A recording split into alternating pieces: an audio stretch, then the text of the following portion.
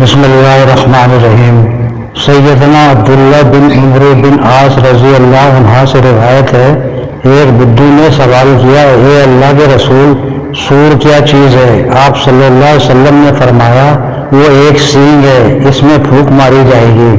سیدنا ابو ہریرہ رضی اللہ عنہ سے روایت ہے کہ رسول اللہ صلی اللہ علیہ وسلم نے فرمایا، دو آدمی کپڑے کی خرید و فروخت کر رہے ہوں گے، ان کے سامنے کپڑا پڑا ہوگا، لیکن نہ وہ اسے لپیٹ سکیں گے اور نہ بے پوری ہوگی کہ قیامت برپا ہو جائے گی۔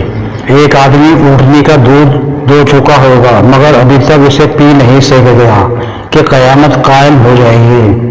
اسی طرح ایک آدمی اپنے منہ کی طرف لقمہ اٹھائے گا لیکن ابھی تک کھائے گا نہیں کہ قیامت برپا ہو جائے گی، اور ایک آدمی اپنے حوض کو پلستر کر رہا ہوگا مگر اس سے پانی پینے کی نوبت نہیں آئے گی کہ قیامت قائم ہو جائے گی۔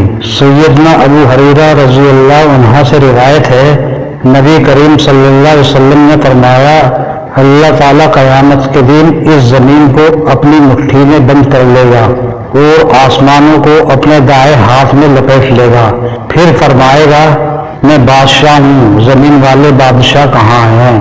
سیدنا ابو سعید خدری رضی اللہ عنہ سے روایت ہے کہ رسول اللہ صلی اللہ علیہ وسلم نے فرمایا، مٹی دل کی جڑ کے آخری حصے کے علاوہ انسان کے پورے جسم کو کھا جاتی ہے۔ کسی نے کہا، اس کی مقدار کیا ہوتی ہے؟ آپ صلی اللہ علیہ وسلم نے فرمایا، رائی کے دانے کے برابر، تم اس سے دوبارہ اگو گے۔